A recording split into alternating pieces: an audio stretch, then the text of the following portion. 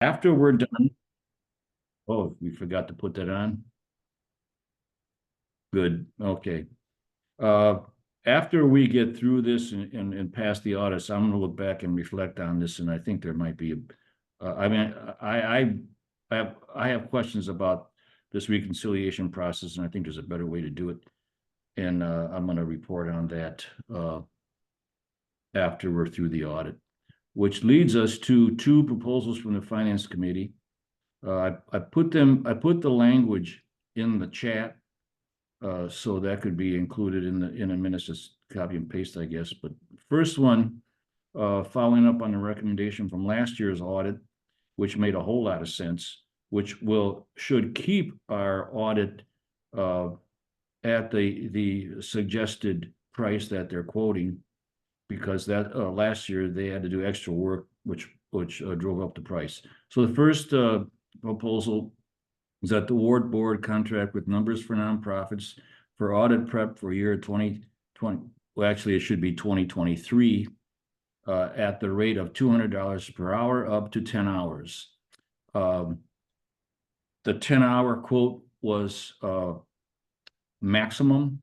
They didn't feel it would go that high, probably take less, but so we're not going to pay him 10 hours for. He'll bill us hourly, and but it should be less than 10 hours. So we just put that in there to cover any potential problem that could lead up to 10 hours. Do you want to do these one by one, Stu? Yeah, let's do these one by one. And is that the recommendation of the Finance Committee? Yes. Okay, so it doesn't, it's the recommendation of the committee, doesn't need a separate motion, so it's before us. Any discussion on the recommendation from the Finance Committee for Numbers for Nonprofits for up to 10 hours at $200 an hour to prep the 2023 audit? Doug, I just saw that email from the auditor. Can you just briefly describe what some of the work they recommended Numbers for Nonprofits to do? Well, not specifically, but Hannah did send the list of journal entries from last year. Some of the problems had to do with payroll liabilities that crossed the year. Some of them had to do with underwriting contracts where they paid up front, but then we didn't run the spots until well into the year. So those need to be done differently in an accrual accounting system where we track the income month by month to match when the spots are playing. So in that sense, it actually becomes restricted funds. There were still a few other things. It wasn't like anything was wrong. It was like how it was tracked was incorrect. It's not that money wasn't tracked at all. It was just a cleaning up of the books, if you will. And it's all things that have to do with liabilities and income that cross the end of the year mostly. These were the things that they felt Mary Joy could use some more help and training with. Many of these things Mary Joy has come up to speed on, and she's really looking for assurance that she's doing it correctly. And that's specifically the type of work that Numbers for Nonprofits does, is to prepare you. They don't do audits themselves, but they do help prepare the books for when the auditors come in, so that the things are accounted for in an accrual method and not a cash accounting method. I hope that helps explain it. Yeah, there's what Doug just described is essentially a scope of services with a little bit of a detail that a lot of people don't know what those terms mean. So it's recommended by the auditors. It's a good idea, and it's essentially going to increase our efficiency and should make the audit prep and audit go smoother. So we're recommending that we vote it. Okay, any further discussion or questions of Dean or Doug? Seeing none of those in favor, say aye. Aye. Aye. Any opposed? Okay, that one's adopted. Then you got another one? Yeah, we just got the quote back for the audit itself, And before I read it to you, the work being done on the audit is for 2023. So as I looked at this, I realized it should probably say 2023, unless someone thinks it should be 24. I don't think so. This is the year being audited is 2023. So unless anyone has an objection, let's keep it at 2023. We'll know what it means. Yeah. So the second one is that the WORT board approved the proposal from Wegner for the 2024 audit at a price of $11,250. Now that was not voted on by the finance committee. That just came in today. So I'm moving that and it requires a second. I'll second it for the purpose of discussion. Yeah. Dean, do you know, or Doug, do you know how this compares to last year's price? It is an increase of, I want to say nearly $1,000. Was it 10%, Dean? That it was 10% increase because all their prices have gone up 10% based on their own increases in expenses. But she also said that it was lower than last year because of some of the extra work they had to do. There were additional charges last year that due to, which is one of the reasons why they recommended Numbers for Nonprofit to assist us. Okay, so the base price is higher, but the final price may be lower if Numbers for Nonprofits gets things in shape. Yeah. Okay. Susan, were you seeking recognition? No, I just was going to mention that I thought that we got an additional bill for, I thought 3,000 because of the work last year. Okay, okay. Which hopefully we won't pay yet. Jeffrey. My question is, given that our normal procedure, and I haven't been on that long, so this is my assumption, would be that kind of thing would have gone through finance committee, which would make a recommendation to the board. I understand you just got it. My question is, what is the timing on this? Like, can we defer that vote until next month after finance committee has looked at it, perhaps given Wegner a call and say, hey, this seems kind of high or whatever. And if finance committee recommends it, I'll support it because I trust you guys, but it feels rushed. And if there's a deadline and we have to get it started, then that's another story, obviously. Dean and then Susan. Yeah, the audit is set for April 15. And sure, if we want to hold off a month for the official vote, and we can talk to them a little bit more and perhaps even get sent the scope of service and the letter that they send. So it's no problem. We could hold off. But in the meantime, Doug, who pretty much takes the lead in discussing having discussions with the auditor, can finalize everything, get the scope of the audits, which is a pretty routine and similar things, and we can hold off. And actually, could we jump the line and ask Doug to? Yeah. Doug, do you want to, what do you got? Sure, I'm happy to jump in there. Yeah, Hannah even apologized for the lateness of her reply to my email. I don't think there's any problem whatsoever with holding off the official board approval until February's meeting. The work wouldn't even begin until March with an April field work date. So there is plenty of time to go through this, and then present real numbers to the board. I can go back to Mary Joy and find out exactly how much we paid beginning to end last year for this audit. And I agree with Jeff. I feel that this could be tabled for tonight. Okay, thank you. Susan and then Laura. I do want to acknowledge the fact that in past years, right now, we're not going to get someone else who's very well qualified to do the audit because they're booked. They're booked way out, which is why Yeah. we end up with Wagner every single year. And if we wanted someone else to do the audit, we needed to start requesting that back in like September or something. We've been through this before.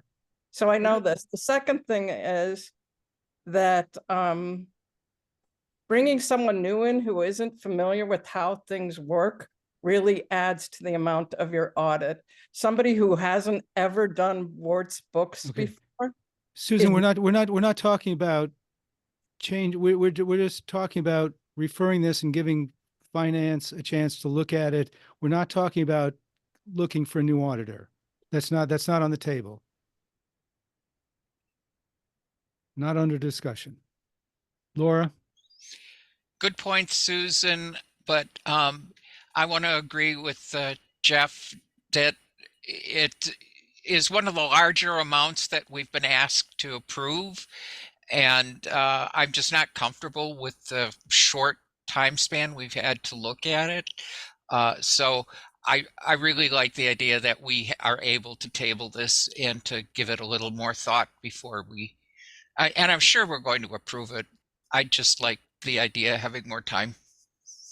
And just for the sake of it, I mean, what time, when did we get this quote, Doug? This afternoon. Nah. Exactly. Nah. Exactly. We have the time. Yeah.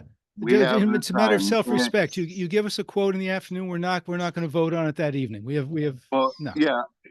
And I mean, the whole thing is we have time to put together the complete information to present the board. Yeah. So why not?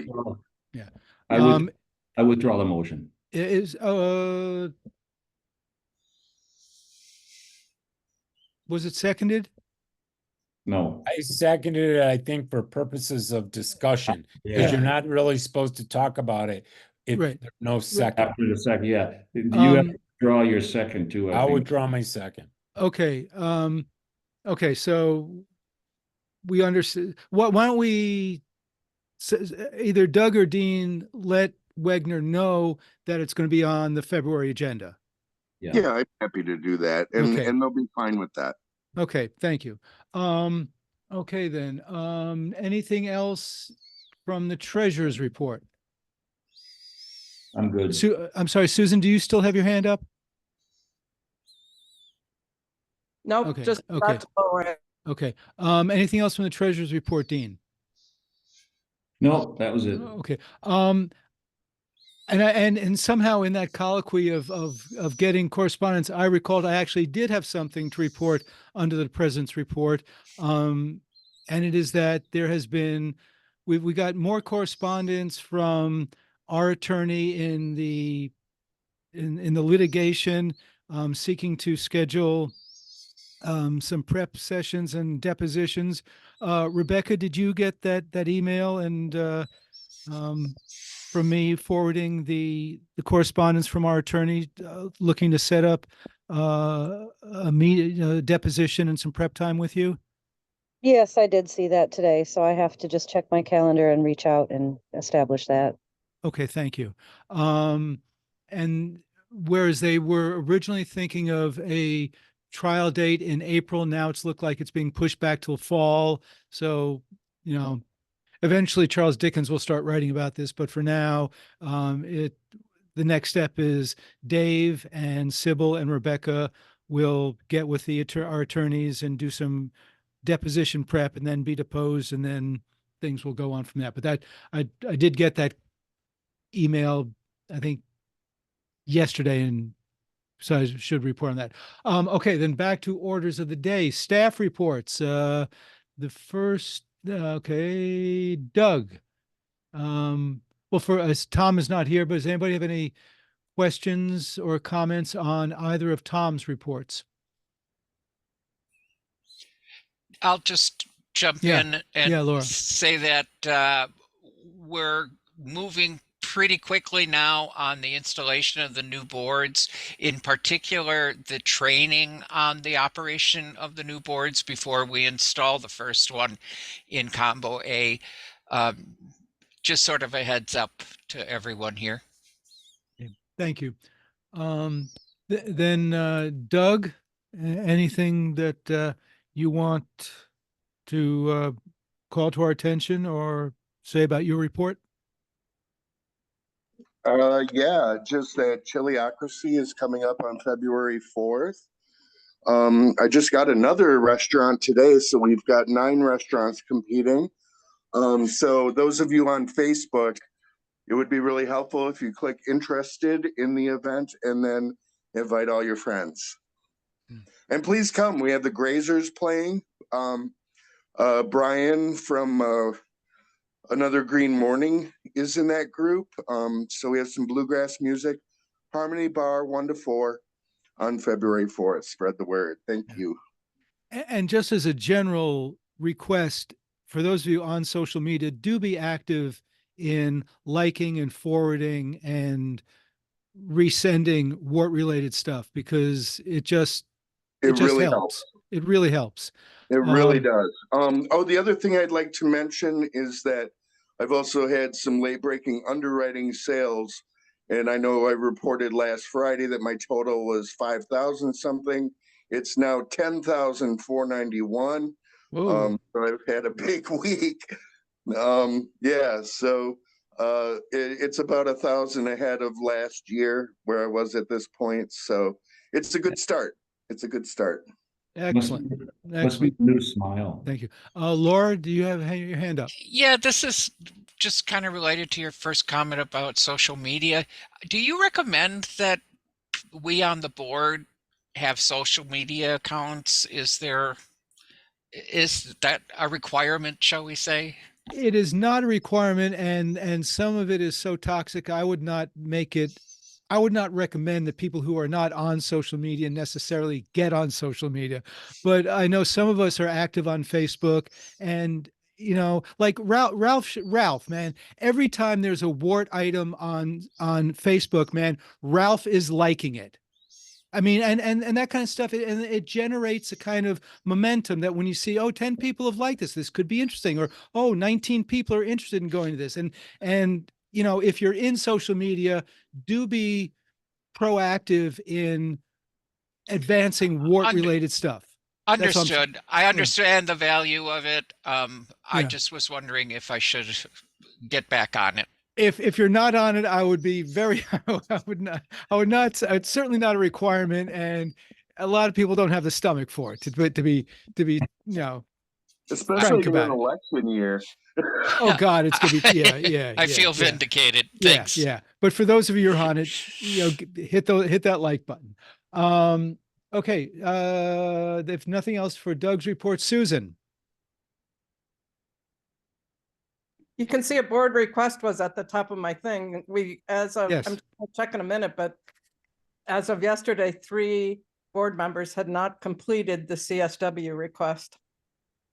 Okay, this is important. We need to have that form filled out. It's the last thing I'm waiting for. Everything else I've submitted. It's the board that's keeping me from finishing this. When we're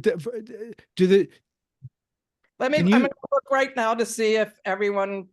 I mean, if somebody didn't yesterday do it or not. So let me and I'll come back to you. Okay. You can keep going. Okay. Then we'll move on down to Sybil. Anybody have any, why am I getting these strange error prompts? Anybody have any questions, comments, or thoughts on Sybil's report? Doug's got his hand up. I'm sorry, Doug. And I'm sorry, this is back to Susan. Susan, did you need more than basic name, address, telephone number? Do you also need occupation? Is that what's holding it up? One person hasn't put that either where they work or that they're self-employed. Okay. Oh, okay. Susan? I was just thinking if it was basic information, we could pull it out of the volunteer database, but we do not have occupation information in the volunteer database. Susan, I have two things to say. Number one, I have checked self-employed twice. So if it's me, then there's a I'm checking. problem with your link. And if it's not me, then what you need to do is directly tell those three people. Don't say there's a problem with the whole board, because there isn't. There's a problem with three people, and those people directly need to know it. And I recommend copying Stu as board president so he knows which people aren't. I'm not telling you have to, expose it to everybody, but he's the president. Yeah, Susan, if you can send those three people an email when we're done and And I'll copy copy me. you on that, but Yeah. anyone can see who it is just by looking at the link. That was Well- going to be my point. Look at the link. It's highlighted in yellow, what's missing, and just I fill it don't- in. Jeff, I don't know why it kept removing you. I put an X there and I'll redo the whole thing if it disappears again. But it wasn't on there any of the times that I checked. I believe you. When you resent it back to me, I saw it wasn't there. I checked it again, and then I even checked save the which it's supposed to do automatically. So So the I'll fact is, make sure that gets taken care of. you now Okay. know I am Okay. self-employed. Okay, thank you. Anything else in Susan on your report that you want to call to our attention or need action on? Just kind of, I'm usually really pretty sure about numbers I put in, and I've had a good history of meeting my numbers for both income and expenses. This year, the political landscape has me really worried because I have a lot of friends that are going to be committing a substantial amount of discretionary income to political things. So there's nothing the board can do, but I might be looking to involve the board, not in committing any of their own income, but into projects that would be useful to me to help secure income. So I will be preparing those for the next report. Do we have historic data that shows a correlation between significant election years and fundraising levels? There's national data. For myself, my own experience. We've been, since Scott Walker, we have been the national data says, are you going to be a state that's in play? We're in play constantly because of the fact that we're Okay. purple. So yes, we have some data. That the stuff from pretty much July on gets very tough for us. And I do kind of load the back end to make sure we have money to send out letters and other stuff to counteract, to be more persistent against the fact that, now God help us if Trump gets elected, that is good for our fundraising. Terrible for the country, but good for our fundraising. The people in our area hated when he got elected. We got a tremendous amount of money. Yeah, well, once we're all in jail, we're not going to be doing radio. So, Or in Canada. yeah, I mean, but that's for another day. Okay. Then anything else, Susan? Nope, I'm just saying for the next meeting, I'll have a list of things Okay. that the board to be involved in this year, since Okay. there hasn't been much involvement with the board in fundraising. Okay. Thank you. And there were no comments or questions about Sybil's report. Aaron's report looked really good. I mean, I got the sense that there's a lot of exciting things happening in his field. I mean, between the video and the live stuff, and I mean that I just got a sense of exciting things happening from his report. Anybody have any questions, comments on anything in his report? Seeing none. Same question regarding Shali's report. I'm very impressed with how much money the Journalism Collaborative has raised. I mean, that's exciting. Was that does that fill the full nut, or how's that compare with what the budget was? We're still waiting to hear from the Willie Street Co-op Okay. Unity Yeah. grant. We've asked for 4,000 from that. Yeah. And Shali had a late request to me to find funds for, she said a lot of people are ruled out because they have children and they can't afford childcare. So she's asked me to fundraise around giving people money to pay for childcare. I don't know exactly how that'll work, but I'm going to fundraise for it. So it's in the Okay. budget currently. Okay, thank you. Then seeing nothing else, anything on Adrian's report that anyone wants to call attention to or comment on? Okay, I keep getting these strange error prompts. Seeing none, okay. Then that's it for staff reports. Oh, the agenda just got funky. Why did the agenda just get? Okay, something strange has happened to the agenda. Committee and work group reports. Boy, something strange just happened to my copy of the agenda. I don't know. No, it's everybody. Somebody copied and pasted something into there Yeah. by mistake, I assume. It wasn't there 2 minutes ago because I've been scrolling down with it. So somebody accidentally, that's the problem with the shared document. Yeah. Yeah, somehow it's Adrian's report got linked in. Okay, we'll just skip on that. Any report, oh, there we go. Any report from DEI? No. Policies and bylaws continues to meet. We're making great progress, and I'm hopeful we'll have a document that is ready to go. We're making good progress.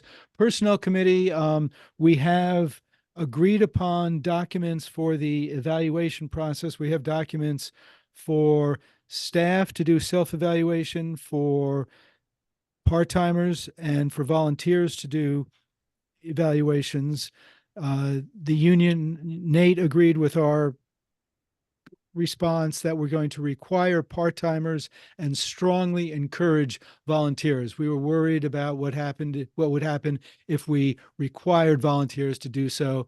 The one thing that we have not, there's a slight division of opinion on the personnel committee as to how much time we should allow people to complete the evaluations. I thought maybe 3 weeks. Jeff and Phil thought 10 days would be more appropriate. I'd like to give people at least 2 weekends to do something, especially if they're if people have jobs and there's sometimes you leave to weekends. So can we say 2 weeks after receipt? Is that acceptable to people? I'm seeing a general consensus. And what's going to happen is I will write a cover letter, which I'll run by the personnel committee, explaining what the process, what the document is, and why we're asking / requiring people to fill it out. And then we will start scheduling meetings. But that should be done. We should have a return date prior to the beginning of the pledge drive to get that out of the way before the pledge drive. So that's the plan on that. Does anybody have any questions about that aspect of where personnel committee is at on the evaluations? Okay, I think that was something of an accomplishment to get that done. Any reports from any of the other, from programming, elections, or the CAB? Dan? I think that elections should congratulate Doug on really, doing an organized and methodical job with this last election. It was like as smooth a process as could possibly go. Thank you so much. Okay. Here. Laura? You're muted.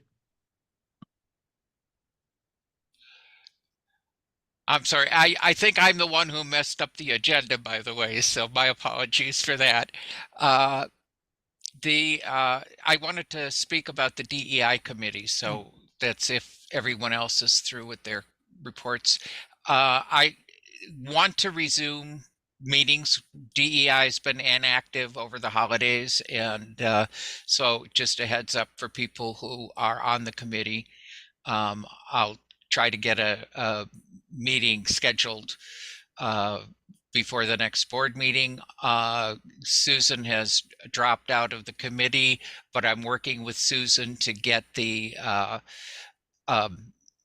survey out as the last action of the work group. So that's the report from the DEI committee. Okay, thank you. Anybody have any questions for Laura on that? Okay, seeing none.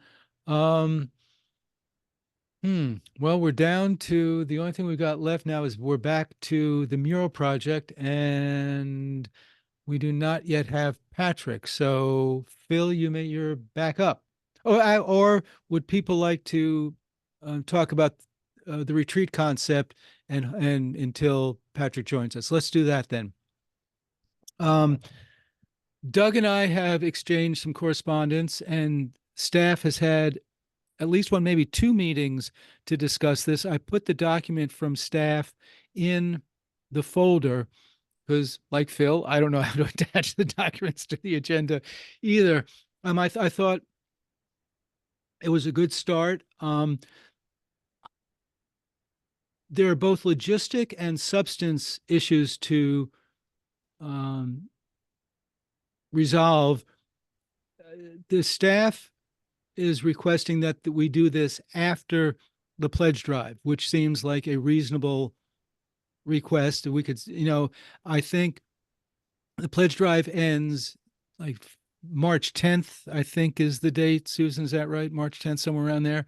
So perhaps if we targeted the next weekend, the next Saturday or Sunday, as the target date to do that. Hang on just one second, Jeff. The questions we have to resolve are in person or virtually, on site, if in person, on site or off site, and the facilitator. I think given that that Phil is obviously going to be virtual, and I know Susan requested virtual, I think things can be more productive and efficient if everyone's in the same room. But if that's impractical and we can do the hybrid, that's acceptable. I think the timing of March, the weekend after the pledge drive ends, is acceptable. As to the facilitator, I think many of you may be familiar with Jeff Burkhart, who used to run Literacy Network and is now has got a startup that does board training. I think he'd be great. I'm certainly willing to hear other suggestions. I know the staff has discussed Jeff as a possibility, but those are three logistic issues to discuss before. Oh, and the other question is, if it is on a weekend, is staff in pay status? So those are four logistic questions that I think we can resolve before we get into the guts of the substance of things. Dean? First, easy one, staff is definitely getting paid. The question of, I was wondering why they didn't want to have the part-time staff there. I think they should be. The hybrid seems to be working well. As this will work a whole lot better and much more efficient, I think, if we do it in person with the option for those who cannot get zoomed in. And as far as the date, that's fine.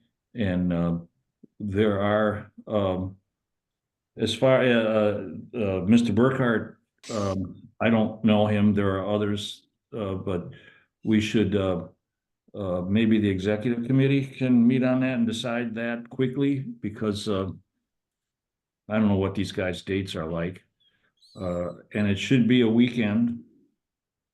And then we're going to have to really discuss the agenda.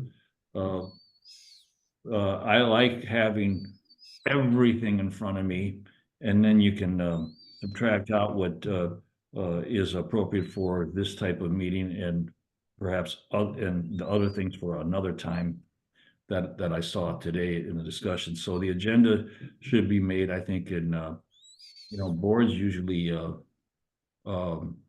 set the agenda on these items with input from everybody.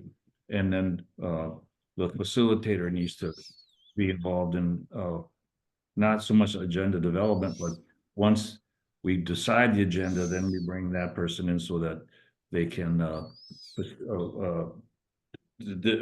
organize it in a way that will be efficient and on point. Those Okay. are suggestions. Thank you. Laura?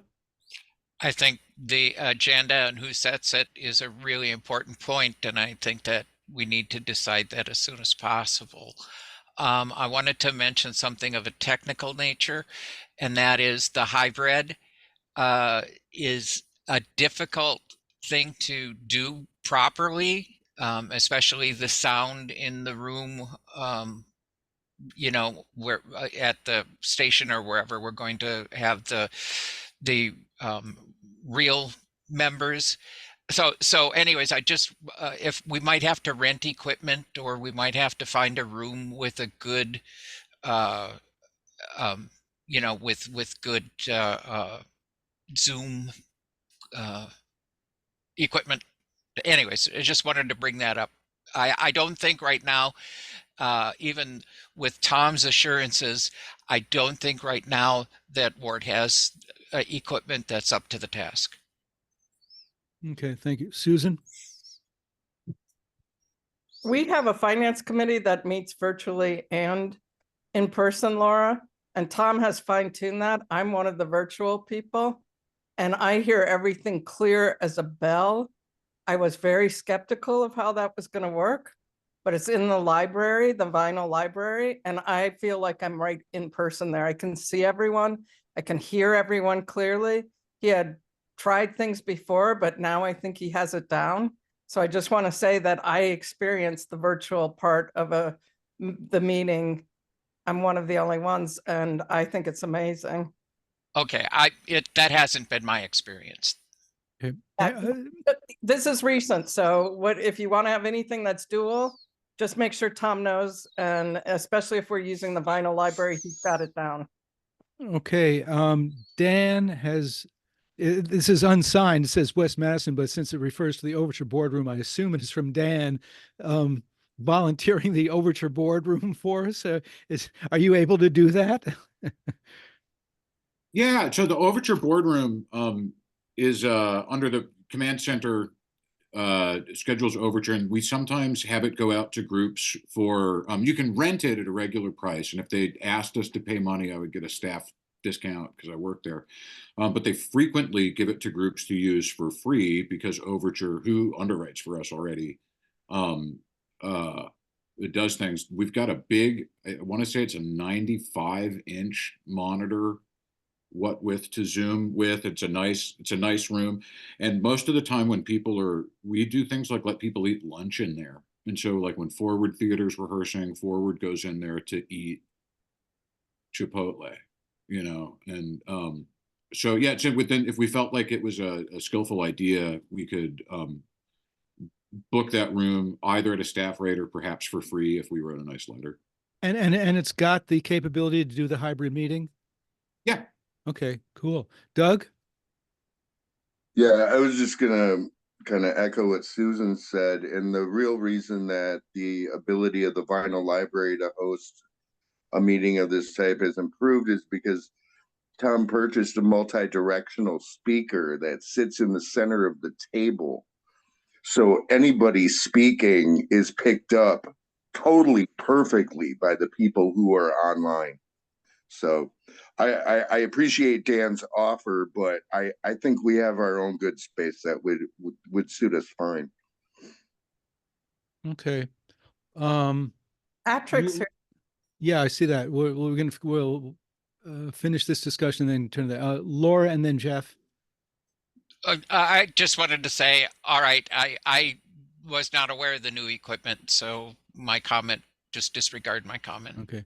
I think there's no harm in Dan at least finding out what the process would be if we wanted to use Overture, because there's sometimes people recommend you do these kinds of things off-site because you get, for a variety of reasons, and I get some acknowledgement on that point. Jeff, you're seeking, you got your hand up? Yeah. So on that last point, just quickly, I don't think we should pay for another room, but if we have an adequate room, but if we can get it for free, as Dan is thinking we might, then there's a lot to be recommended for having a neutral space, a new space, which is the same reason that although I do understand that some people, for some reasons, legitimate, not disparaging this, may need to be on Zoom, I think we should strongly encourage both board and staff to be there in person.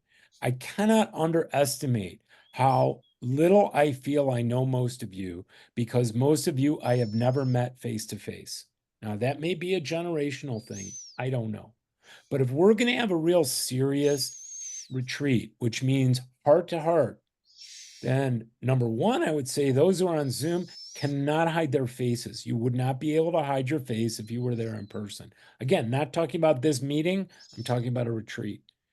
And that while we should set up for those who absolutely must appear by Zoom for health or other reasons, I think it should just be hopefully a very small number of people.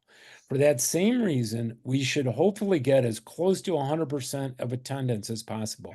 I put in the chat, I am not available those following 2 weekends in March. I like Jay's idea. Let's get a Google Calendar or something, doodle poll, whatever, out there for the following few weekends and see which weekend. And I would recommend putting a specific time. My personal vote is for Sunday afternoon, but if people like other times on the weekend, I don't really care. Just not too early, not too late. That, and let's see which weekend day specific. I'm going to also, we haven't discussed this, recommend a 4-hour time period. I think less than that, you're not giving yourself enough time in a real retreat. More than that, people just get exhausted and they're not thinking anymore. If people want to meet again afterwards, that I'm sure Jeff will incorporate that into, if it's Jeff or any good facilitator at the end. So that's pretty much what I have to say on the logistics of it. Okay, thank you. Thank you. Doug, can you create that doodle poll for people to create a schedule? Did you ask me? Yeah. It was me you asked. I'm sorry, I didn't hear the first part of Yeah. Can you create that doodle poll to pick a date? I mean, I haven't made a doodle poll before, but I'm sure. Okay, well, let me rephrase the question. Doug, as the staff member on the board, would you see what staff member is able to most efficiently create that doodle poll to come up with a date? Oh no, I'm being silly. I'm sure I can figure it out, Stu. I'm Gen X. Okay. Dean and then Laura. We have to decide if it's part-time staff as well. The collective said only full-time. I'm for all staff. Okay. Doug, can you explain the collective's thinking on that? I can. No. I mean, Doug is the board. Doug is on the board. Yeah, and I'm happy to respond to that.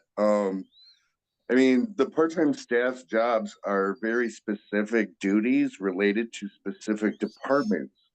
The things that we're going to be discussing at a retreat are mostly about organizational structure of the company, especially in how the staff collective and the board relate to each other. I don't know that it's appropriate for the people we supervise to be in on that conversation when their jobs are not about the overreaching day-to-day operations of the station like they are for the 7 of us. I mean, one of the part-time staff is a custodian. One of them does the books. You know, 2 of them, one of them like works in the news department, and their only job is to produce the evening news. I think they would see it as a waste of their time. And I don't know, I kind of feel like it's between the staff collective and the board, really. I mean, I don't see how the topics would be relevant to part-time staff. Yeah, I'm inclined to agree. Laura and then Dean. I wanted to let the part-time staff discussion play out before I Okay, talk about okay. my stuff. Okay, Dean, did you want to get on the part-time staff aspect? Yeah. Yeah, I hired people for part-time work. And it was a nonprofit, mission-driven program that I was running.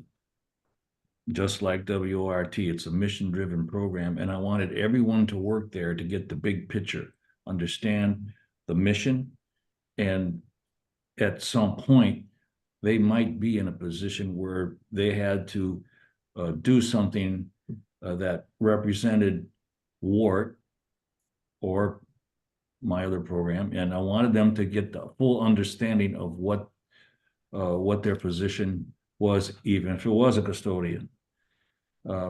My maintenance people were often, some were put in positions of being first responders, and I had to give them mental health training and stuff so that they understood who they were dealing with. They had more contact with our clients than our case managers did. So I think at any job, anywhere, I wanted to see the big picture. And so my idea of they can decide if they want to come, but I think that anyone who's part of WORT is in some capacity of getting paid or on a board should be there. Not all volunteers. This is just board paid staff. Okay, Susan, Doug, Jeff. I guess I don't understand why you're drawing the line between, I don't agree that part-time should be there. I think they're supervised by staff.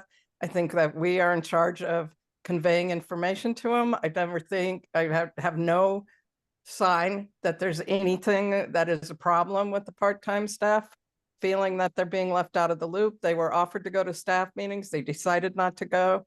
We offered it. I just think if you're going to have part-time staff there, then have volunteers. A lot of them have a lot more, more interest in what's happening than our part-time staff does. So that would be entirely unworkable. Doug, then Jeff. Yeah, I just wanted to add that our part-time staff are onboarded very well with a full understanding of the organization's mission and values. That is definitely a part of the onboarding process for any part-time staff member. So Okay. in case there's any question there. Jeff. I think what Susan said about the way the staff was invited to but chose not to attend the staff meeting is how we should handle this retreat. We should set the date. In other words, not include them in the doodle poll for the date, but then let them know that it's happening, and if they'd like to attend, they're welcome. And I think that so if there's somebody who, I don't care if they're the janitor, if Lois really has something to say about how the station is run, I'd like to hear it. My guess is she's not going to show up, and that's fine. And I think that's a good balance of, what I'm hearing from people who both want them there or think they don't need to be there. Doug, how would how would the collective regard that suggestion? I think that's a fine way to approach it myself. Because, maybe some will be interested. But I don't think that there's an inviting and then there's requiring. I think an invitation to part-time staff is fine. Because much like in our collective, you never know where those best ideas are going to come from. And, that's one of the strengths of the staff collective is that we shoot things around the table in staff meetings, and we always end up with a solution that was better than any of us could have thought on our own. And that's part of the strength of it. And I think extending that to part-time in this respect, I think is good in offering that invitation. Okay. Do we have a consensus on that then? Has anybody got a problem with inviting but not requiring? And presumably the pay status would apply to them as well, Yeah, that's what I was gonna chime in on. which will Oh, for probably sure. may make them more likely to come. We'll see.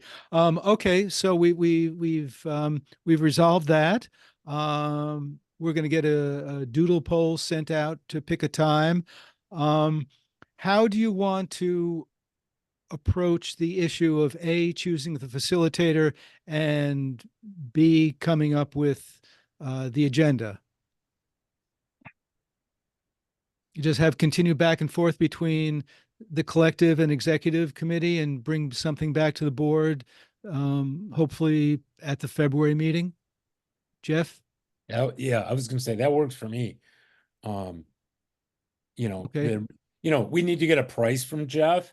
I'd like to think he's reasonable, but you never know. And Madison actually is full of very good facilitators. I have some people in mind too, but I'm fine with Jeff. No problem with Jeff at all. And remember, I mean, Jeff is familiar with the station because he volunteers, he's a musician, and Yeah. so I think, yeah. Doug and then Dean. Yeah, I was going to suggest, as far as an agenda for the meeting, if the board would like to propose an agenda and then run it by Nate and the collective, knowing the types of brainstorming topics that the staff came up with. And I think picking from those, the ones that you feel are important. And then if you would like to propose an agenda, and then the staff could respond to that proposal, if that works for you. Okay. Dean and then Jeff.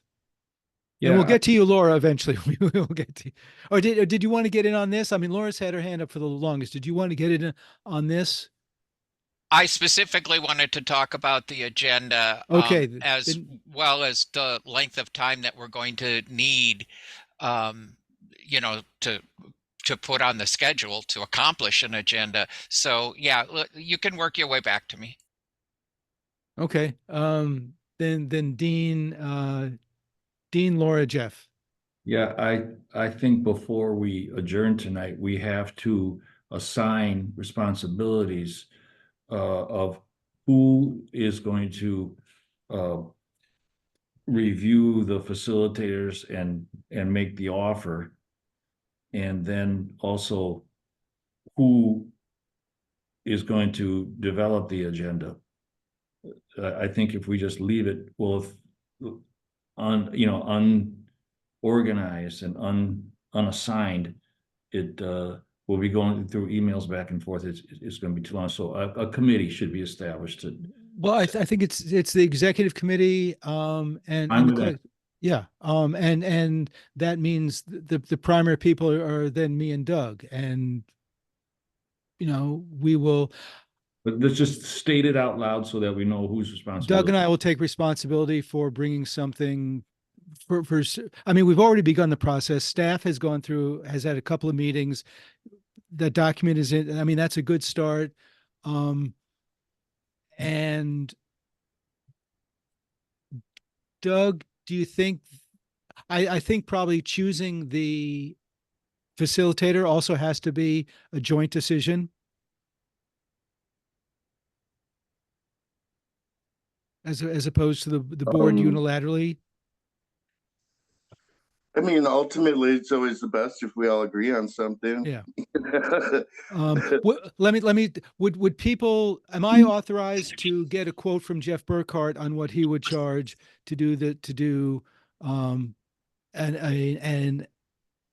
weekend facilitation of X hours to at least start the process? Yes. Yeah. Okay. Yeah. It never hurts to get information. Okay, and and the fact that I expressed it as X hours brings us now to Laura to comment on what she sees as the time necessary. Yeah, I just wanted to establish, are we talking about 2 days?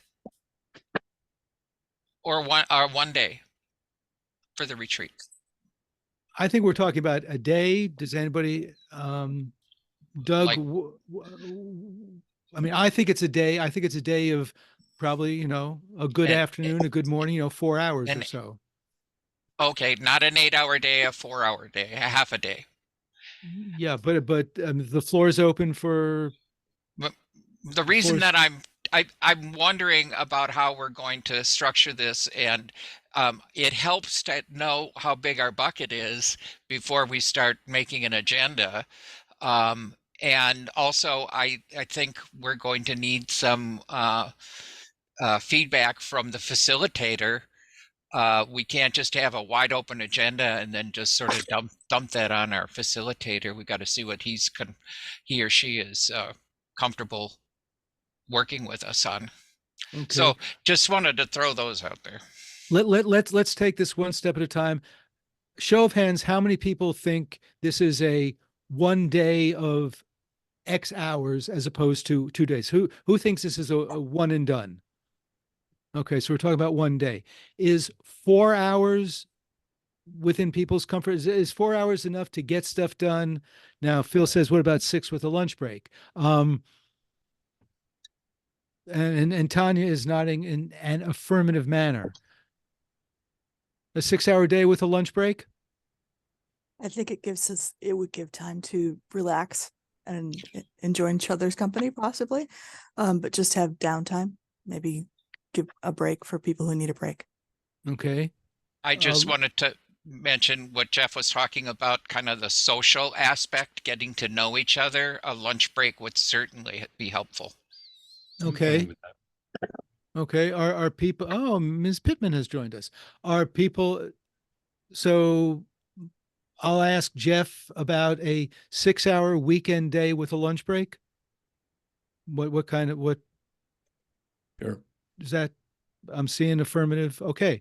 Okay. See, we're making progress.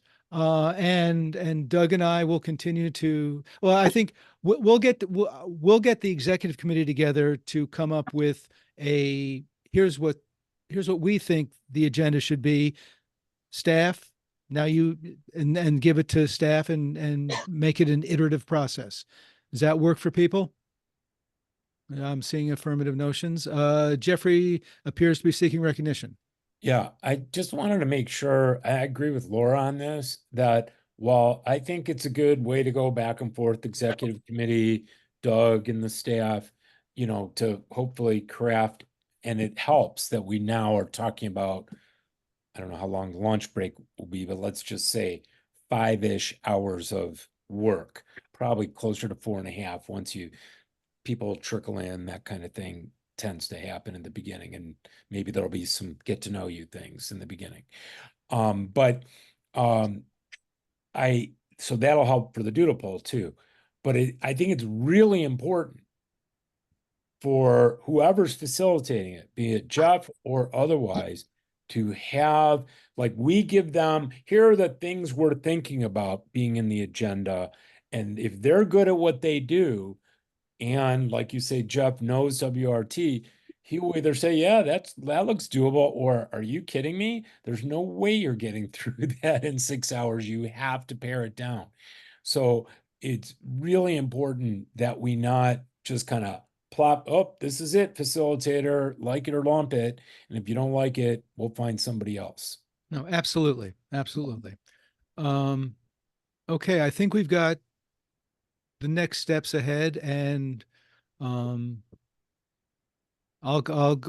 get the executive committee together. Doug will set out a poll. I'll contact Jeff, and we'll look for something in late March, early April is our target to get this done and to make this happen.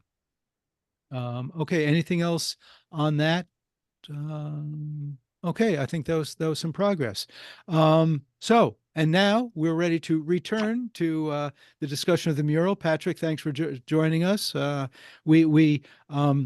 It actually had been put up higher on the agenda, but then when I realized that we had other stuff to talk about and that you were going to be coming back later, we held it off. So Phil made some preliminary comments, but I turn it over to you now to make your report, and anything else. The floor is yours. Okay, thank you very much, Stu. Did people get the report? I didn't see it. Phil, you sent me a copy of the agenda, but I didn't see the report link. I was just wondering if people had a chance to read it. Show of hands, who was able to read it? So a good number of folks. Okay.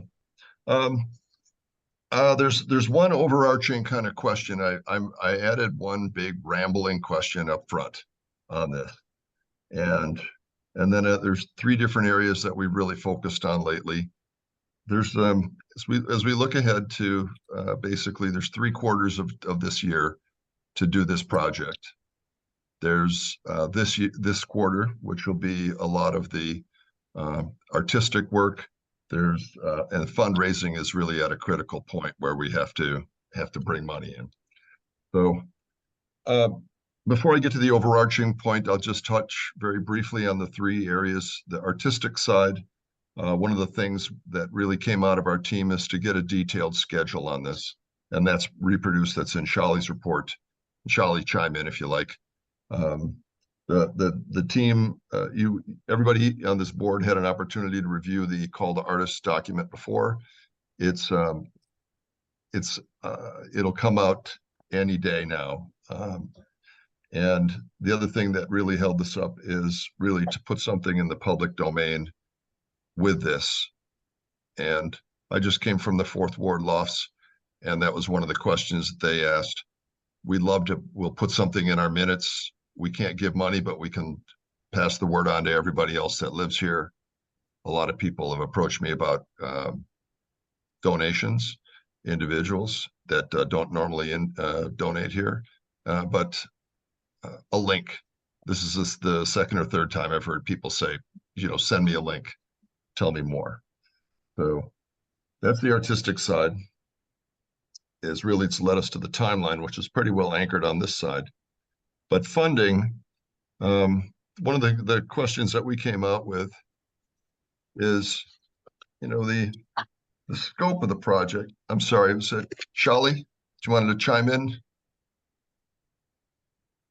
I just saw your box light up around there. The frame around your name there.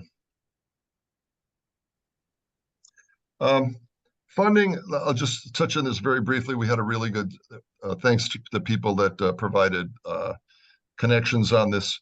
Findorf and Alexander Company both donated $2,500 and offered to be references so we can use their names in funding pursuits elsewhere.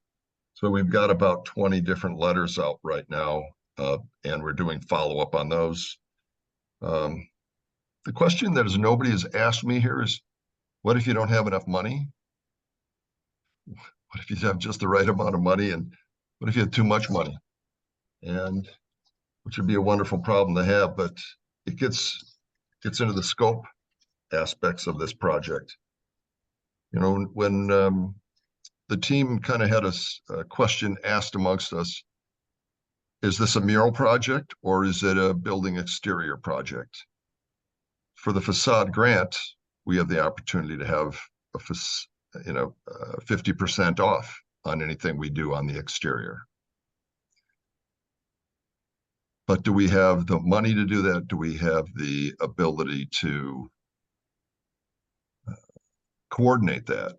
I mean, this is Tom Jones's area, where Tom has several different projects on a wish list, some of which really ought to be put in. One is critical, has to be put in this scope, and that is to paint the exterior of the building before we put a mural on it.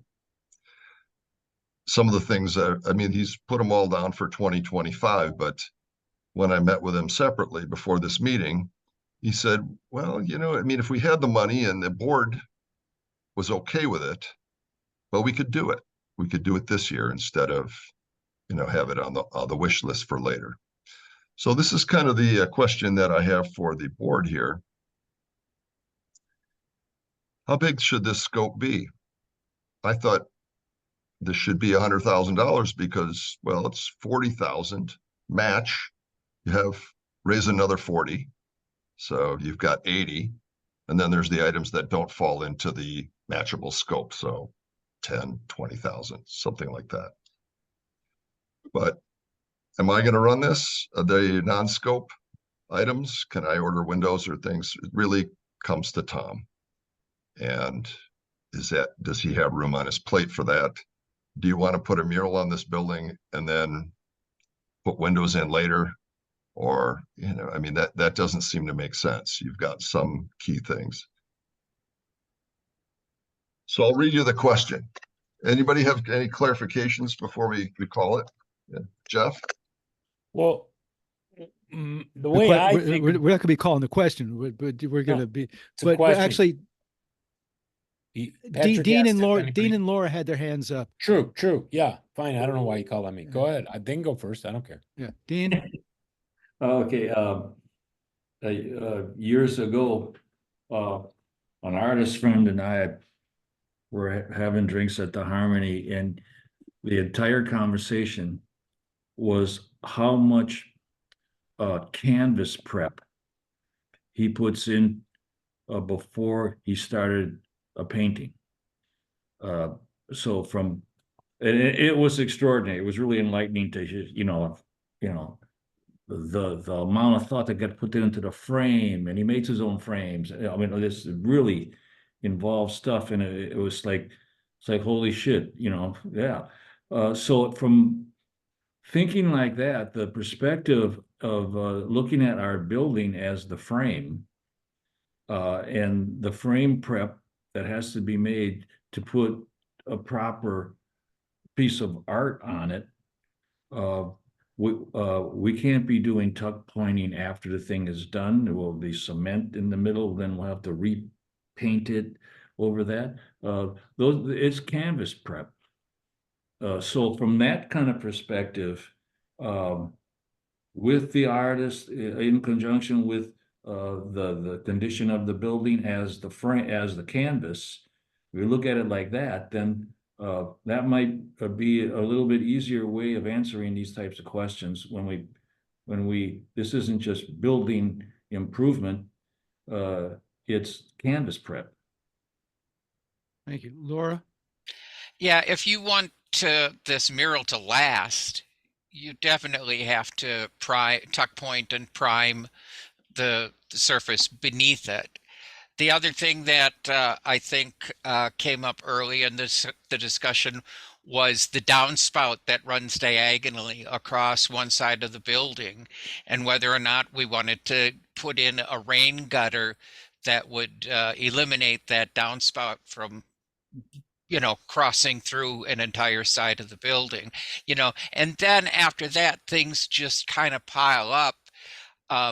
But I think that the tuck pointing and the downspout are probably requirements to do the bare minimum. In other words, I've talked a lot with Tom, probably to his dismay, spent way too many hours talking about these kinds of things. I think he'd like to get as much done out of the budget as possible, but yeah, we could spend a lot of money, especially when we start talking about things like windows.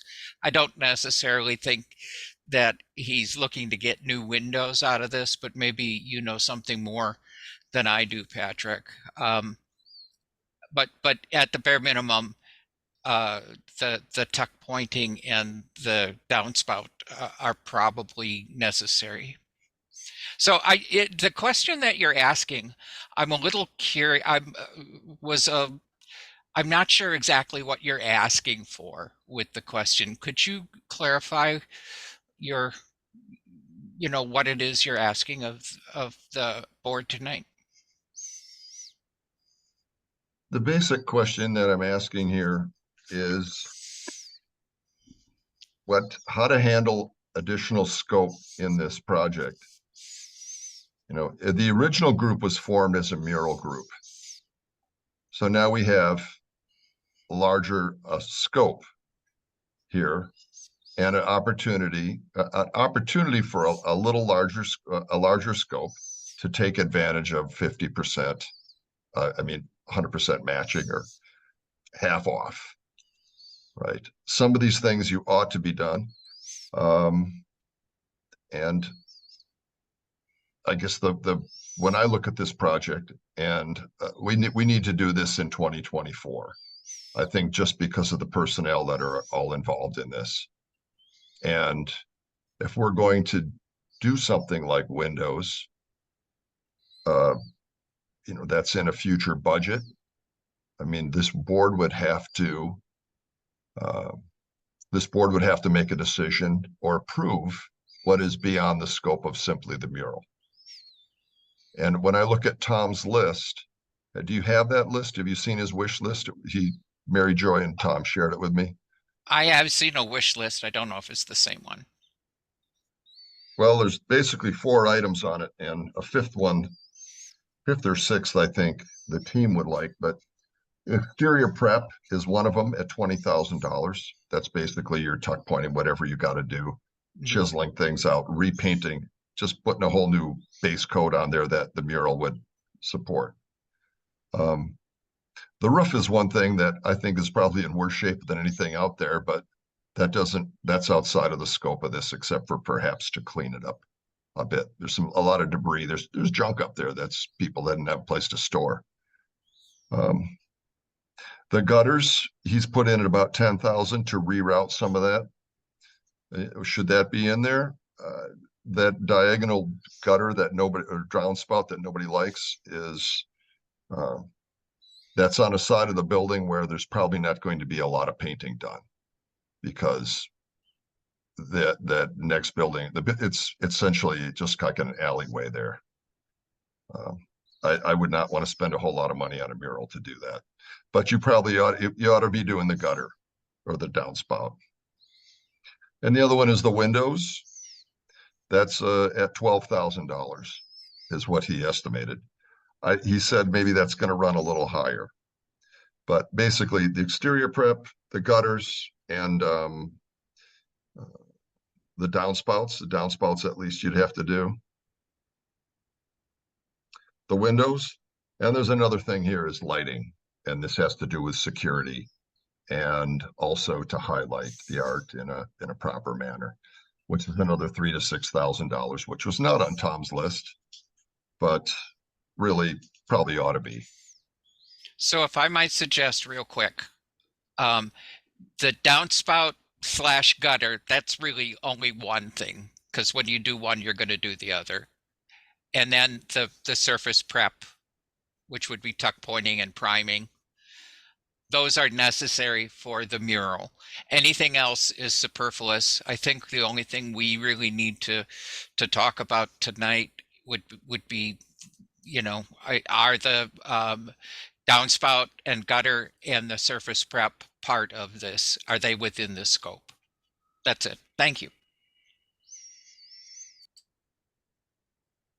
Susan? The reason why Tom has those on the wish list and not in the budget for this year is because the budget for this year doesn't balance if you put them on this year's thing. We talked about it at length, what needed to be in the budget, what needed to be budgeted for. And Tom said this stuff can all wait for another year or even another year past that. Nothing is pressing. So I just want to acknowledge that if these things get added in as expenses that the board approves, you're going to be and that's totally a prerogative, but you're going to be going into the reserves for that. It won't be part of the budget.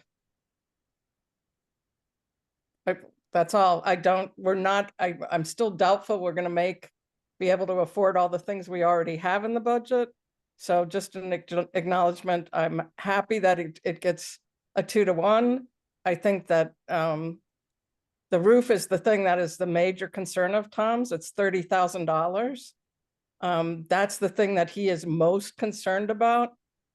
He can be at the next meeting to discuss it. He has worries that it's going to last beyond the next year or two. So I think fixing gutters and doing the tuck pointing is done. He doesn't want to talk about it anymore. The only place that needed it was the chimney. It's done. We don't need any more tuck pointing. We can quit talking about that. But if you really want to know what's important and talk to Tom about it at the next meeting, it's the roof, which is covered in this 2-to-1, by the way. Shally? Hi. So I didn't quite catch that Patrick would bring this to the board. But I understand where he's coming from. He sent it out on Monday. Should have caught that. This is sort of coming out of a recent meeting that we had, where we're trying to finalize the call for artists and decide on final language. And, you know, I think I understand why Patrick wants to ask about windows and other things, because some of that we do need to be able to give to an artist about.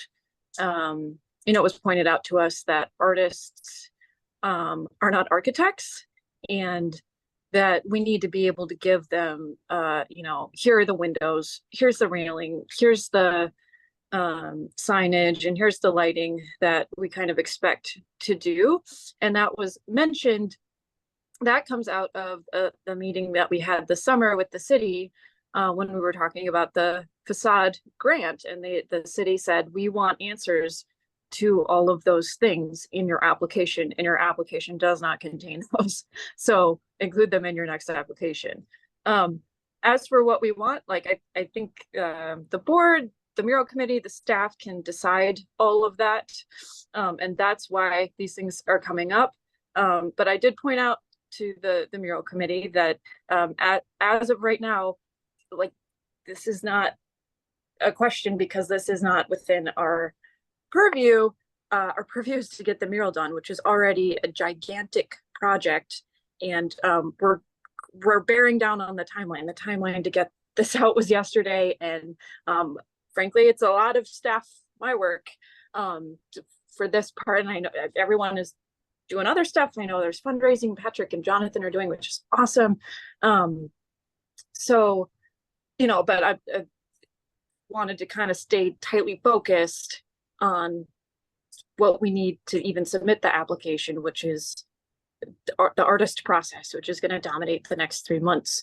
I think the board has ample, a little bit of time, and correct me if I'm wrong, Patrick, has a little time to decide the purview on this. We haven't talked to Tom. Tom did come and talk to us last summer. We talked about windows, and when we were going through the budget process, I tried to, maybe I was unclear, tried to explain that, you know, the windows are frequently on the budget for WORT, and they're one of the first things to go, and we're trying to balance it. And so on the one hand, I can sort of see where we'd want to go, and including that in the facade grant, but I do have concerns about mission creep here. You know, it's already a huge accomplishment to do the necessary tuck pointing on the Jeff says nobody is suggesting. I guess what I'm suggesting, Jeff, is that this is going to take additional staff time to do, and it really does fall on the staff to figure this stuff out, because, you know, no one's talked to Tom, and he's the one who's going to have to do all this. And so I do think that, and by the way, you know, we're meeting as a group, and we only have so much time to manage everyone's schedules, and so it actually does detract the artistic selection process, because the time that we should be spending talking about the artist selection and you know, these like precise language questions that we disagree about, we're spending now talking about windows when we talked about windows in the summer. So you know, that's kind of just where I'm coming from. Patrick, you can definitely correct me on anything there, but you know, I think we should talk to Tom. It's definitely within the board's purview. And I'll also just, people keep talking about tuck pointing. As Susan said, most of the tuck pointing is done. There's a small amount that needs to be done this spring on the exterior, so that as Jeff, sorry, so that when we prime it, we don't have to go in and add the tuck pointing, because then that doesn't make any sense. So we don't destroy the mural. So, you know, I do think we've kind of considered this before and talked about why windows, you know, windows can be a separate project that we can fundraise for. I am sort of concerned about mission creep here. We need the downspout if we want to address that, as one of you said. Just know that the city wants to know what our plans are for these external things, but the group as it has been formed has not been charged with that. So another avenue to go down would be to ask our facilities director for any necessary improvements that we do need, right? And maybe have him manage some of those things if he has the capacity in his schedule. He has several major projects this year. But, you know, it's a way to pay for it. I also, I mean, we only have 8 more meetings before this mural has to be done. That's it. Okay, thank you. Jeffrey and then Laura. So, I understood 2 completely different things that seemed not to have been discussed, as I heard from Patrick. One is that there's an opportunity to have somebody else, I think the city, pay for 50% of these costs. So should we try to get as much of that matched by the city as possible? Speaking purely as a board member who has fiscal responsibility for this corporation, it seems like that's an obvious thing to try to do. Now, how it gets managed, Shelley's completely right. I would not suggest that the people managing the artistic portion of this project also manage the tuck pointing and the downspout and the windows. It's completely different skill sets.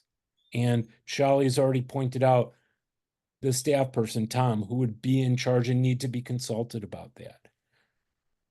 Patrick also asked a question right at the beginning of his presentation, of which we haven't discussed at all, but it's critical and is absolutely related to this discussion on what should we build into the, I'll call it the large project, okay? Which we could get a 50% discount on, you know, which is not insignificant, folks. Which is, what if we don't raise enough money, or what if we raise too much? Well, the raise too much is a no-brainer. It's a donation to WORT, folks. Period. End of story. In my opinion, the raise not enough gets to, okay, what are the priorities? I think there should be steps in this budget. Okay, so mural number 1, get that funded. Downspouts number 2, and I'm just making this up, by the way. Tuck pointing number 3, or maybe that's inverse, windows number 4. I mean, if we actually, and I actually think that part of the pitch to donors could include, listen, we're going to have a brand spanking new, beautiful building on the outside. And that's a value to the city, to the neighborhood, et cetera, et cetera. Now, I don't know how convincing that is, but it might convince some people to pony up some money. So managing it, critical. Shelley, I couldn't agree with you more. Not suggesting that we should overtax staff in a way that can't be handled. But raising the money, you know what? We don't have to put a deadline on when the windows get in, by the way, you know. Okay, Shelley, did you want to respond to that?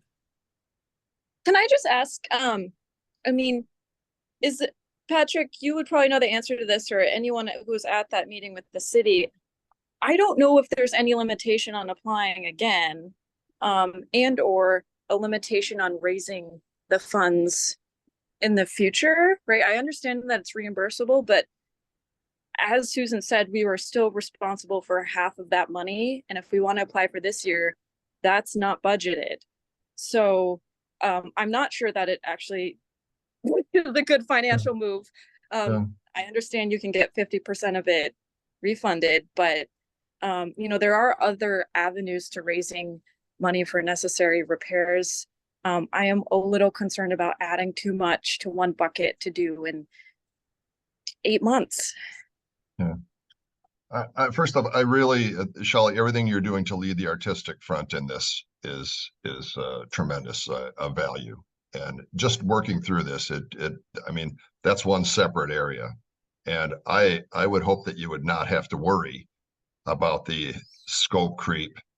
I mean, the other items that are in this scope, I think that's really what I really come to the realization is that's a Tom Jones question. When I asked him, I said, can you put this, could you do this if you had the money? And he said, yeah, if we had the money. He said, we just put soundboards in. You know how much money I've gone through here? He said, I don't want to ask for more money. And that makes sense. So my question that I asked people, and I mean, I didn't read the whole rambling question, but you know, should this scope be included, be broadened to include WR facilities, execute other facade grant items, qualifying items, if matching funds can be raised by the end of this quarter. So I'm willing to say that this is a critical quarter, and if we can raise the money, then we should go for it. And we should, like Jeff said, you know, we could prioritize these things. Susan, the letter that we sent out that you reviewed, you had all of those items in there, all of these wish list things. You know, these are going out to the people. These are going out to businesses all over town, and they're going to go out to a lot more people. So people understand that we're trying to get that scope. Our budget has been from the very start zero for this project. Everything has to be raised separately and not impact the station, the operations of the station. So that's kind of how we've treated this. But now with these other items, it's a bit of a gray area. Do you want to, would you put new windows in if you could get, you know, pay for a quarter of them and have people, you know, this is a possibility. And one of the reasons you got to think that way is the way this is reimbursed. We don't get anything from the city until we finish the project completely. That's a very important thing about how we're going to fund this. So WORT will have to come up with some cash that you'll get back, and hopefully the balance would be 100% fundraise. How much? How much do we have to, because as Shally noted, this is not in the budget. So how Understood. How much money are you talking about? And is this all independently raised apart from the existing budget? The numbers that the matching grant is up, their amount is, I'm going to build this number out for everyone once again, is the matching grant is up to $20,000 per street times 2 streets. That's $40,000. And that matching grant covers the entirety of that's the extent of what they will provide. 40,000 is their cap, and we would have to raise another 40. But if you want to do a drain that's not facing Doty or Bedford Street, that's not part of the facade. So you got 40,000 from the city, 40,000 for anything you want to do on Doty and Bedford. That's 80,000 total. You got some downspouts, things that don't face that, or paint that is not facing those 2 streets. Well, then that's an extra, that's where I come out with the other 20. So that's roughly why you come out with $100,000. That's Okay, where I'm coming out with that. And you had a second question too, Stu. I'm sorry? You had a 2-part question. Yeah, well, I'm still not entirely clear how much is just the mural and how much is the mural plus? If you have the prep to put the mural out and really do the entire outside is estimated at $20,000 to do all 4 walls. The mural itself, based on scaling off of information from DAMA, is around 30,000. But that depends a lot on what we get from the artists. So I'm a little hesitant to share with artists, hey, we got $30,000, because they'll say, hey, I could do a job for 30,000. I'd rather say, this is what we want to paint. This is the area. What have you done elsewhere? What do you think of this? Qualify your answer all you like. This is what I would like to go out to But I'm willing to be flexible on that. And this is one of the hangups we've had with the call to artists. Yeah, okay. Laura, Susan, Phil. So I was trying to say, when I was speaking previously on this, I was trying to say that we should really do the minimum we need to accomplish the mural. I don't think we have the rest of it in the budget. We're talking about facades. How does the roof come into this? I doubt that we could use any of that grant for the roof. No, zero, because it does yeah, not, I'm sorry to okay. interrupt, but it doesn't face those two. Exactly. So I'm not even sure how that entered into the conversation. The railing possibly, but the only reason that was brought in is because it affects the way the mural is going to be painted if we put in a new railing. Is that what's happening, Patrick? The railing wasn't even in the scope in what okay. But windows were? Yes. Okay. And replacement of the windows, would that be within that $40,000 grant? I think it might be a good idea here for me to share my screen on okay. this. Let's see if I've got this straight. Grant funding, team cost Laura, estimate. My point, yeah. Could I interject, Laura? Okay. We currently, the mural project has not devised a budget. The mural project has raised $5,000, approximately a little bit more, from non-phone call-in donations, from outside donations that are not cannibalizing any of our regular fundraising pledge drive sources. Mm-hmm. And we have the rest of the quarter to add to that. Is that correct? I mean, effectively, we have until the project is finished and we submit a bill to the city saying, here is what we have done. And we are asking for 50% reimbursement based on the grant that we applied for in April or whenever the deadline is. But we could if we come up short, we'll be on the hook for it. My personal answer to that, if we come up short, I think we just scale back the scope of the project.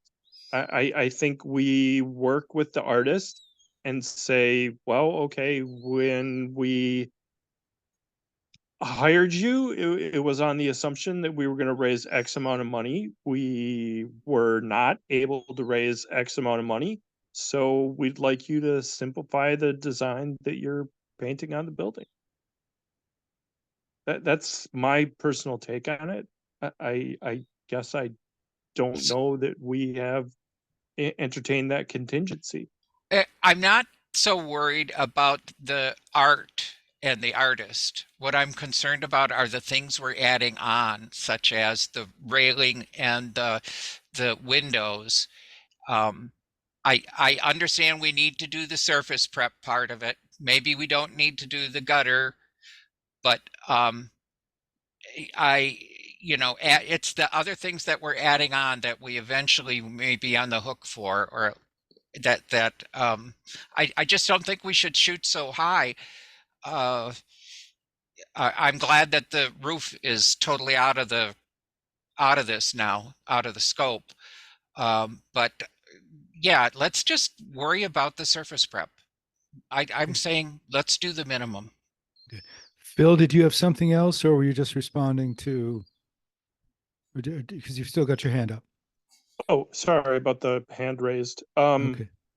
I guess the response I would make is that I think this does answer the original question that Patrick was proposing, which is that we should scale back any scope of work to focus merely on the mural and avoid mission creep, as Charlie put it, by including things like a new railing or new windows or anything else.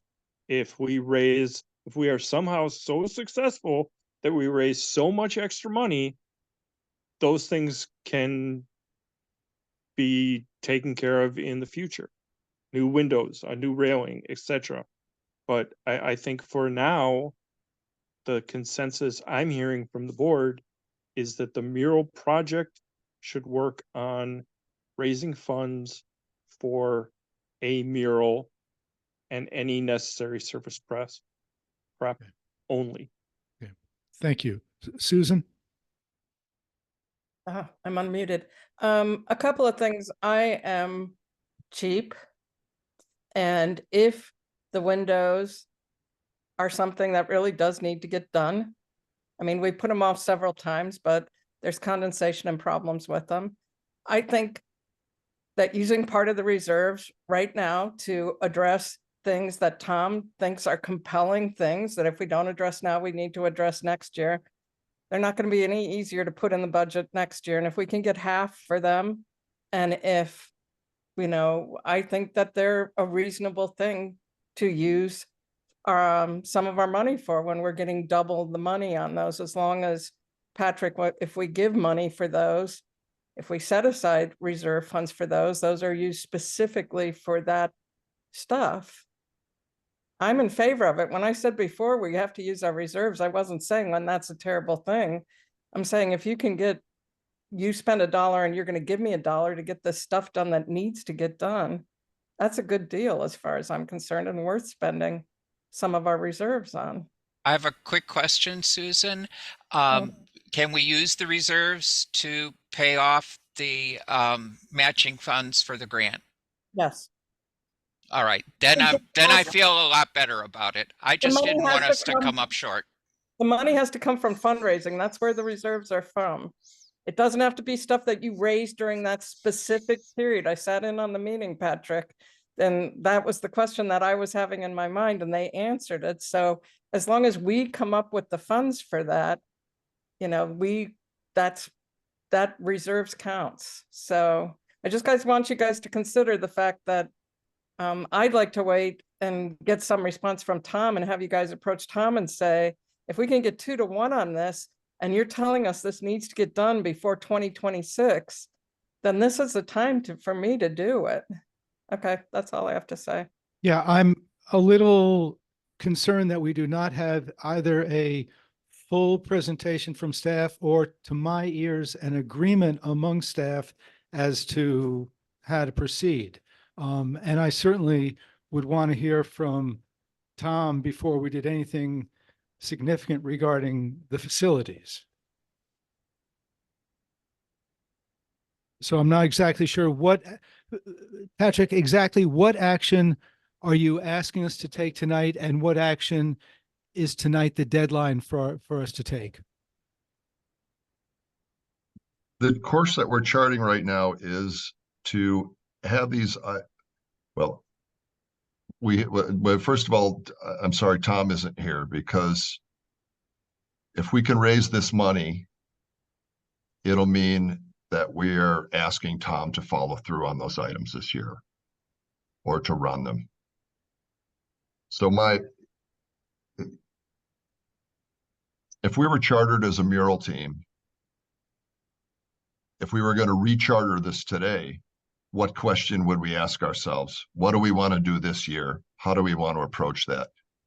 This is going to have to be decided by the end of this quarter.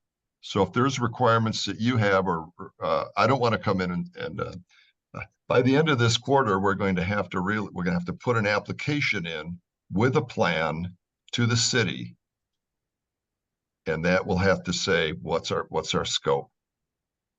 So this is what,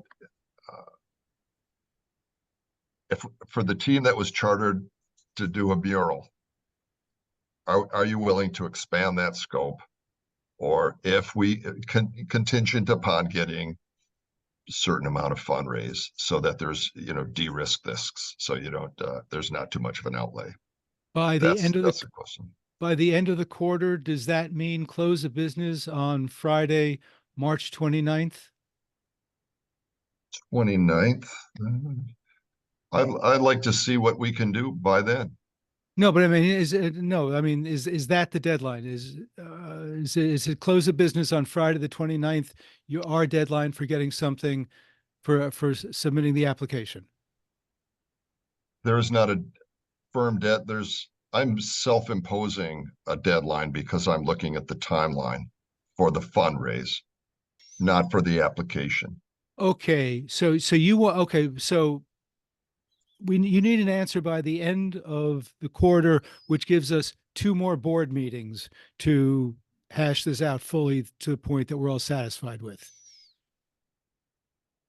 Fair, yes. Okay. I want to hear from Doug, and then Shali, and then Phil, and then Laura. Yeah, just following up on your observations, Stu. I think what would be prudent is to see how the fundraising goes the next 2 months. And if there's additional significant progress made, I think the board may feel a bit more comfortable with adding things on like windows and the downspout. But if fundraising lags in the next 2 months, maybe we will want to think about submitting that proposal to the city with the minimum mural needs and not the extra things. It's becoming apparent that the fundraising is going to drive the proposal. And you may correct me if I'm wrong, but that's the way I see it.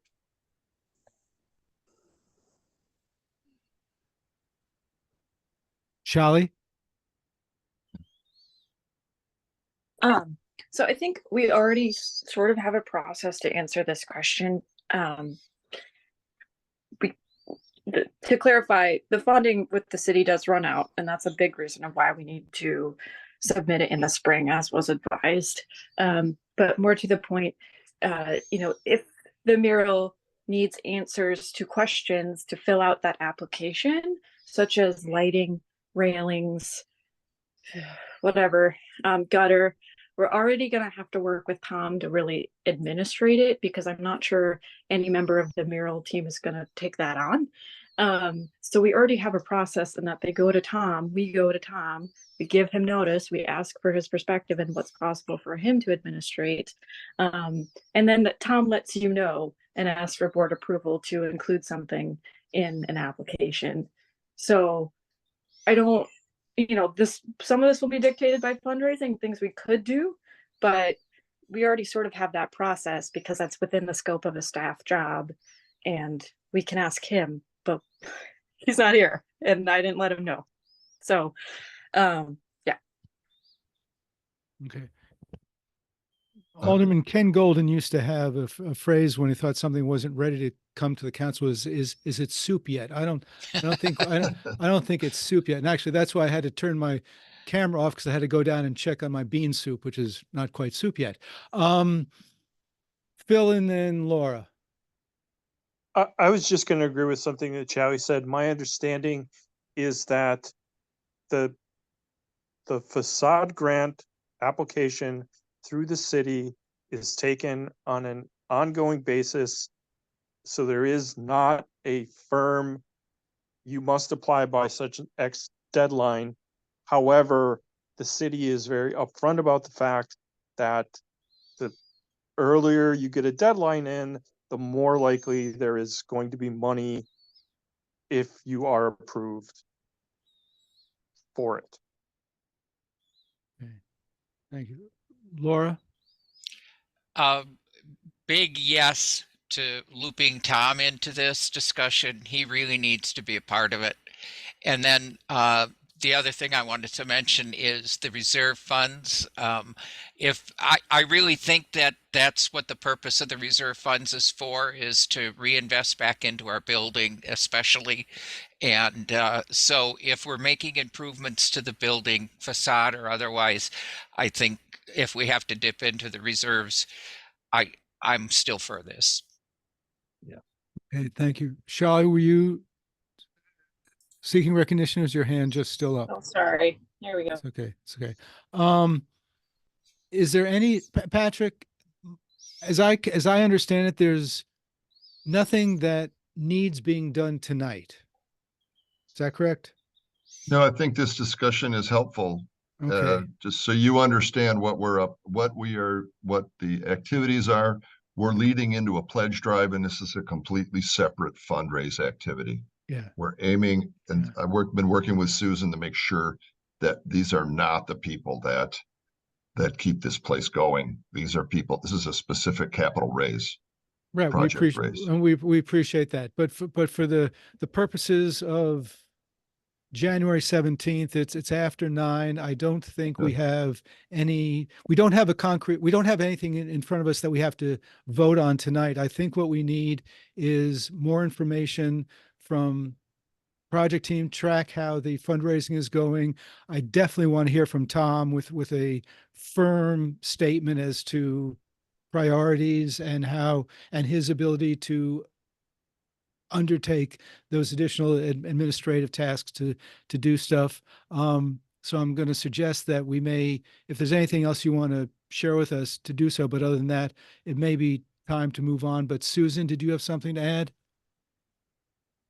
Just one thing, I think that in terms of helping the mural project with their fundraising, being able to tell people that we can fix our windows and fix other things that are necessary for our building, and that money can be, the money we raise to do that can help fund a mural, is a very good message. Just want to say. Okay. Let me ask the body this. If the money is available and Tom says his workload will incorporate, let's say, the windows, is there anybody who would be against including that in the application?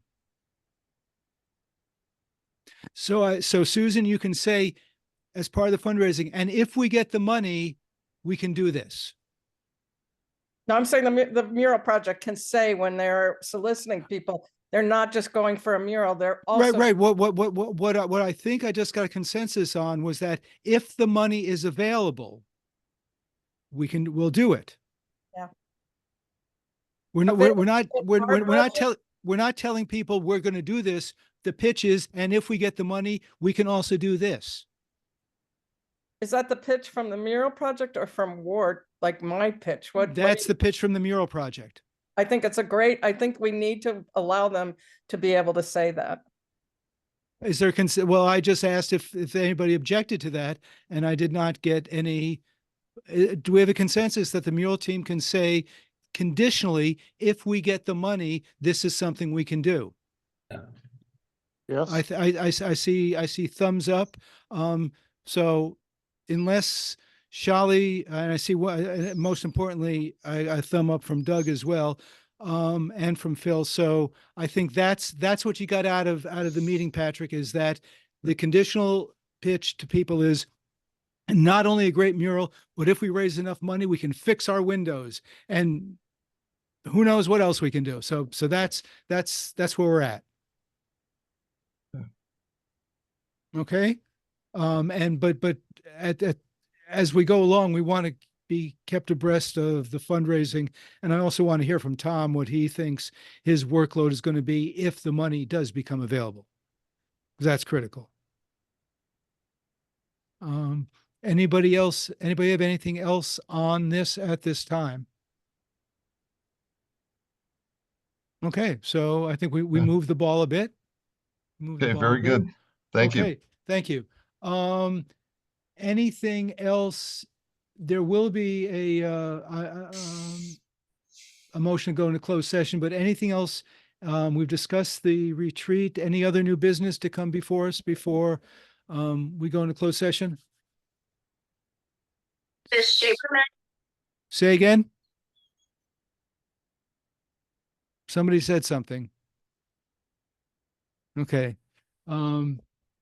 Okay, then, no, don't go away yet, because I do want to go into closed session very briefly. So I need a motion to go into closed session. So moved. Is there a second? Second. Second. All those in favor say aye. Aye. Aye. Okay. Susan and Doug, we're going to have to excuse you now. Thank you for being here. We appreciate it. For what reason am I being excused? It's a closed session relating to a personnel matter. Oh, okay. Thank you. I didn't know the reason. Oh, sorry. I should have stated so. Sorry. You're right. It's for personnel matter. Okay, thank you. Thank you. Okay. Okay. Just very briefly to report Turn off the microphone. Wait. turn off the recording. Yeah, bear with me a moment. Yeah. Yeah, good. While in executive session, the board discussed personnel matters. And I move to adjourn. I second it. Okay. Well, Tanya, they're not always this long, but but we like, I thought this was a good meeting.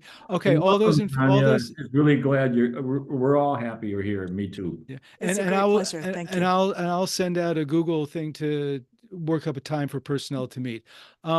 Okay. And, okay. All those in favor say aye. Aye. Good night. All those opposed? Okay. Thank you all very much. Thank you.